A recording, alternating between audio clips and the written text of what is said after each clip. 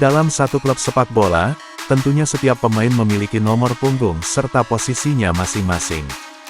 Dalam satu tim, nomor punggung 10 selalu menjadi sorotan ketika tim itu melakukan pertandingan. Seperti yang kita tahu, nomor 10 identik dengan para pemain hebat. Di era sepak bola modern seperti saat ini justru sulit mencari pemain nomor 10 murni. Pemain dengan nomor ini biasanya akan berada tepat di belakang striker. Dia akan bergerak bebas untuk mencari ruang tembak maupun memberikan umpan pada penyerang. Dulu pemain dengan nomor 10 itu, biasanya identik dengan torehan assist yang cukup banyak. Namun di era modern sekarang, pemain nomor 10 bahkan bisa mencetak gol lebih banyak dari penyerang utama.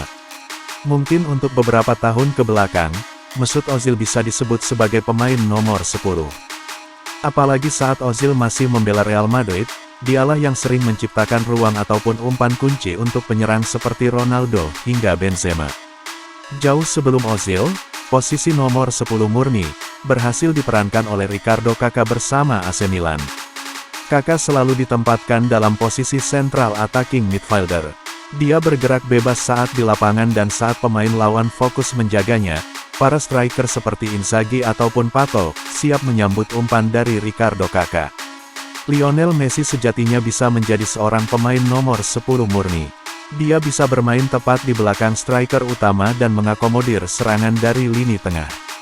Namun Messi sering diposisikan sebagai winger saat membangun trio bersama Neymar dan Suarez.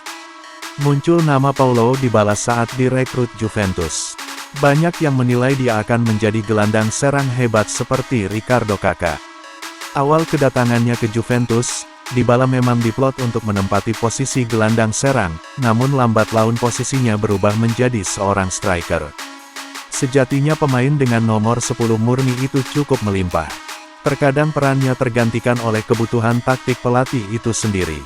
Contoh seperti Hakan Calhanoglu saat di AC Milan, bersama pelatih Vincenzo Montella, Calhanoglu sering dimainkan sebagai winger kiri yang membuatnya kurang berkembang.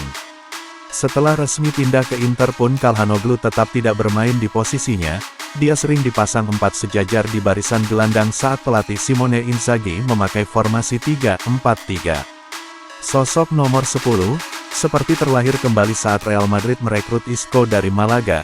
Saat itu Isco sering ditempatkan tepat di belakang striker dan tepat di depan Khedira maupun Xabi Alonso saat pelatih menggunakan formasi 4-3-3.